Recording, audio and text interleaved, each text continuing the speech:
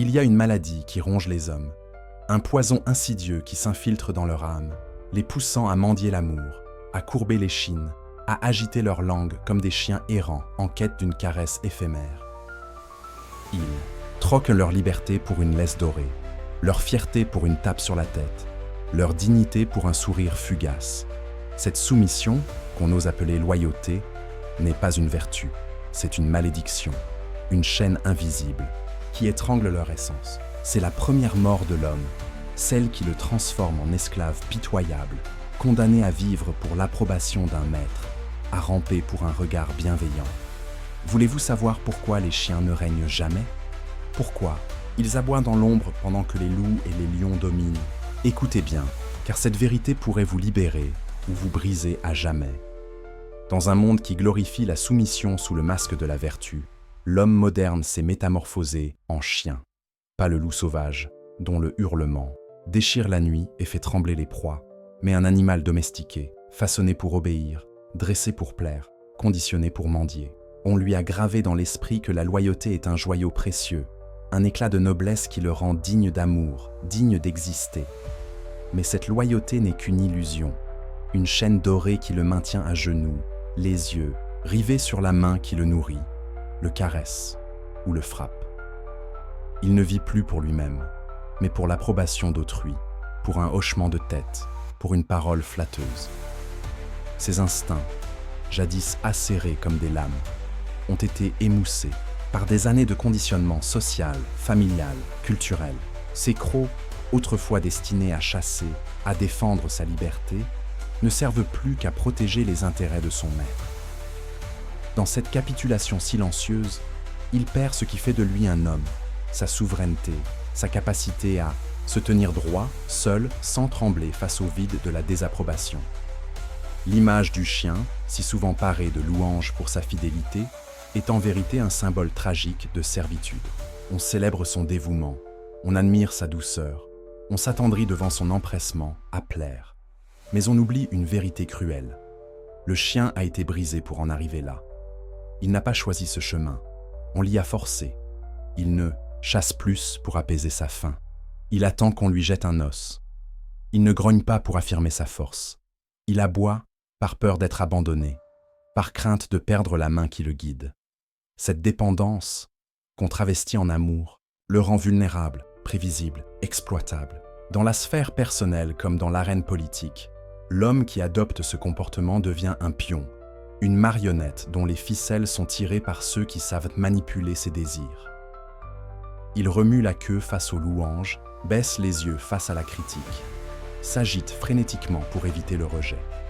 Mais cette quête désespérée d'acceptation le prive de ce qui fait un leader, l'indépendance d'esprit, la résilience face à l'adversité et la capacité impitoyable à agir sans attendre un applaudissement. La tragédie de l'homme-chien ne réside pas seulement dans sa soumission, mais dans l'illusion qu'il s'agit d'un choix noble, d'un sacrifice honorable. On lui a vendu un mensonge aussi ancien que les premières sociétés humaines. Être gentil, c'est être fort. Obéir, c'est être digne. Plaire, c'est être en sécurité. Mais ouvrez les yeux et regardez autour de vous. Les puissants, ceux qui façonnent le monde, ne vivent pas selon ces règles. Ils ne mendient pas l'amour, ils ne craignent pas la solitude, ils ne s'inclinent pas devant l'opinion publique. Les loups et les lions tapis dans l'ombre des conseils d'administration, des palais royaux, des ruelles sombres, observent en silence. Ils calculent, ils attendent, ils frappent. Pendant ce temps, le chien, trop occupé à aboyer pour être remarqué, expose ses faiblesses au grand jour. Ses désirs sont lisibles comme un livre ouvert. Ses peurs sont évidentes, ses intentions sont transparentes. Et ce qui est transparent est manipulable. Dans un monde de prédateurs, le chien est une proie facile, car il a été conditionné à révéler son âme dans chaque geste, chaque mot, chaque regard suppliant. Le chien croit que sa loyauté le protège, que son obéissance lui assure une place à la table des puissants. Mais lorsque les vents tournent, lorsque les maîtres se lassent, lorsque le danger frappe, c'est lui qu'on sacrifie en premier. Ses crocs, émoussés par des années de domestication, ne lui permettent ni de se défendre ni de survivre seul.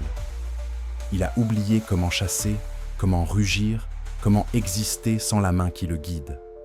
Et quand cette main se retire, il n'est plus qu'un fardeau, un vestige pitoyable d'un homme qui a troqué sa liberté pour une illusion de sécurité. Le monde ne pardonne pas les faibles, et la faiblesse du chien réside dans sa dépendance, dans son besoin insatiable d'être aimé, validé, accepté. Cette dépendance n'est pas un trait inné, mais une leçon apprise, gravée dans son esprit par un système qui récompense la conformité et punit la rébellion, qui célèbre la docilité et méprise l'audace. Pourquoi la gentillesse est-elle une faiblesse ? Parce qu'elle est une arme dans les mains de ceux qui savent l'exploiter. Les puissants prêchent la vertu, non parce qu'ils y croient, mais parce qu'elle sert leurs intérêts. Ils veulent des chiens, pas des rivaux. Ils veulent des serviteurs qui défendent leur cause, qui portent leur fardeau, qui s'épuisent pour leurs ambitions, tout en croyant accomplir un destin grandiose. Mais la noblesse sans autonomie n'est qu'une cage déguisée, un piège doré où l'on enferme ceux qui acceptent de s'y soumettre. Le chien qui défend la porte de son maître n'est pas un héros, il est un outil, une pièce interchangeable dans un jeu dont il ignore les règles. Et lorsque cet outil devient inutile, lorsqu'il ose mordre, questionner ou simplement vieillir, il est écarté sans un regard en arrière, jeté dans l'oubli comme un jouet usé. Cette réalité est brutale, mais elle est universelle. Dans les cours, les entreprises, les relations, ceux qui dominent ne sont pas ceux qui s'inclinent, mais ceux qui imposent leur volonté, sans remords ni hésitation. Regardez comment la société traite ceux qui s'écartent de la ligne. Tracé, le chien qui grogne, même pour se défendre, est immédiatement qualifié de menace, de traître, de paria. Celui qui refuse d'obéir est abandonné, ostracisé, relégué aux marges. Celui qui ose penser par lui-même, qui remet en question l'ordre établi, est écrasé sous le poids de la désapprobation collective. La leçon est claire et impitoyable. L'obéissance n'est pas une récompense, elle est une exigence, une condition sine qua non pour être tolérée. Et lorsque vous cessez de l'offrir, votre valeur s'effondre comme un château de cartes. Les qualités qui faisaient de vous un bon chien, la loyauté, la douceur, l'empressement à plaire, deviennent les chaînes qui assurent votre chute. Vous n'êtes pas aimé pour votre servitude. Vous êtes toléré pour elle. Et la tolérance, contrairement à l'amour, s'évanouit à la moindre inconvénience, au moindre signe de rébellion. Machiavel, dans sa sagesse froide et calculatrice, l'avait compris il y a des siècles. Le pouvoir ne s'obtient pas en mendiant l'approbation, mais en inspirant le respect et parfois la crainte. Les rois ne s'agenouillent pas devant leurs sujets, les généraux ne quémandent pas l'amour de leurs soldats, les chefs ne s'excusent pas auprès de leurs subalternes. Le pouvoir repose sur la distance, sur la capacité à agir sans attendre un consensus, à marcher seul sans craindre le silence glacial de la désapprobation. Mais le chien, lui, ne peut supporter l'isolement. Il a besoin d'être vu, d'être validé, d'être rassuré. Ce besoin est sa prison, une cage dont les barreaux sont faits d'affection, de promesses creuses, de caresses éphémères. Il croit être libre, mais il n'est qu'un esclave qui ignore ses chaînes. Cette illusion est renforcée par un monde qui célèbre les vertus du chien, la loyauté, la gentillesse, l'obéissance, tout en méprisant ceux qui osent défier l'ordre établi, ceux qui refusent de plier le genou. L'homme au cœur de chien vit dans un paradoxe cruel, un piège qu'il s'est lui-même construit. Il sacrifie sa liberté pour une illusion de sécurité, son ambition pour une illusion d'amour, sa force pour une illusion de vertu. Il apprend à anticiper les désirs des autres avant qu'ils ne soient exprimés, à s'excuser avant d'être accusé, à sourire face à l'humiliation. Il traverse l'existence en croyant que l'inoffensivité est une force, une marque de supériorité morale, alors qu'elle n'est qu'un chemin pavé vers l'oubli. Le monde ne se souvient pas des chiens, sauf pour les utiliser, pour les exploiter, pour les jeter une fois leur utilité épuisée. Les empires, les révolutions, les grandes œuvres ne sont pas bâties par ceux qui remuent la queue, mais par ceux qui osent mordre, même au risque de tout perdre, même au prix de leur propre isolement. Le poids de la domestication, un conditionnement ancien. La domestication de l'homme ne commence pas à l'âge adulte. Elle s'enracine dès les premiers instants de l'enfance, comme une graine plantée dans un sol fertile. On enseigne aux jeunes garçons que la gentillesse est une vertu suprême, que la colère est un vice à réprimer, que la soumission est un gage de moralité, un ticket d'entrée dans le monde des adultes. On leur apprend à sourire face à l'injustice, à s'excuser pour leur audace, à craindre le rejet plus que l'humiliation. Cette éducation n'est pas un hasard, elle est un mécanisme de contrôle, conçu pour produire des individus dociles, prévisibles, utiles à un système qui prospère sur la conformité. Les écoles, les médias, les institutions religieuses, les structures familiales, tous participent à ce dressage, transformant des esprits libres en serviteurs conditionnés, des âmes sauvages en nombres domestiqués. Ce conditionnement est subtil, presque invisible. Il se manifeste dans les petites leçons du quotidien. Sois sage, ne fais pas de vagues, fais plaisir aux autres.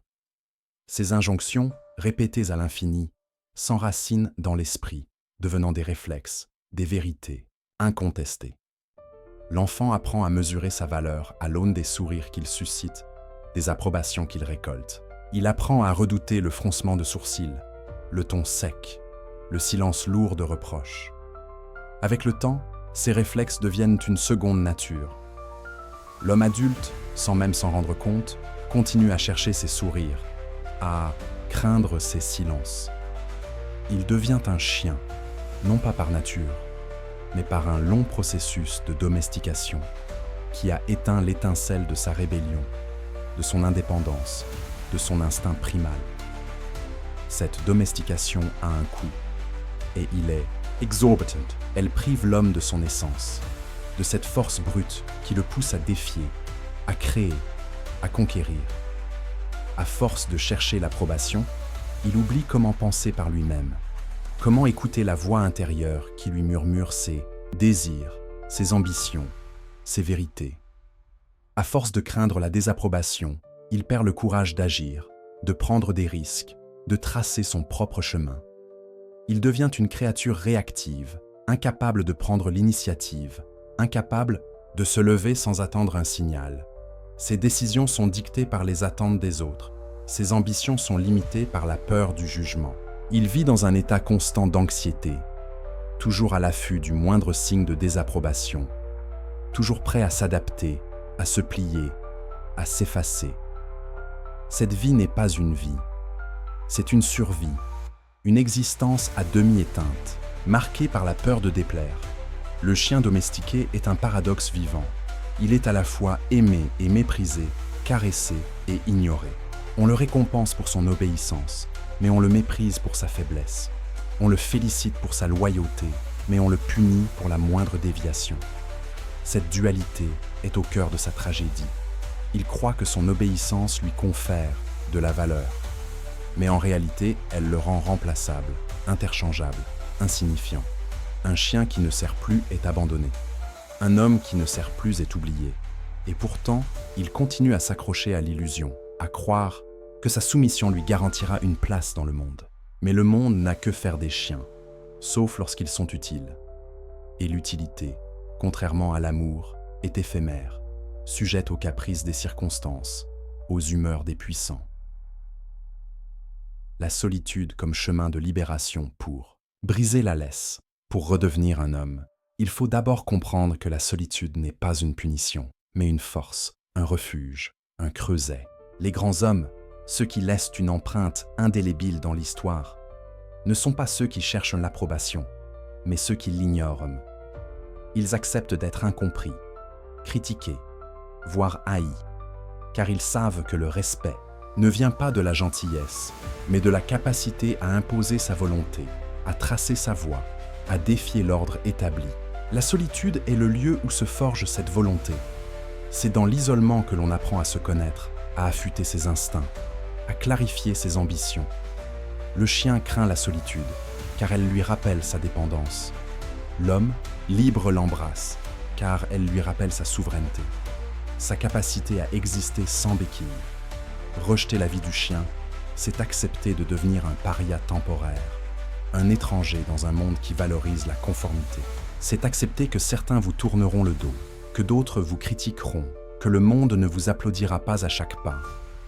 Mais c'est aussi comprendre que l'approbation des autres est une cage, une prison déguisée en affection. Un homme qui n'a pas besoin d'être aimé est un homme dangereux, non pas parce qu'il est cruel, mais parce qu'il est imprévisible, insaisissable.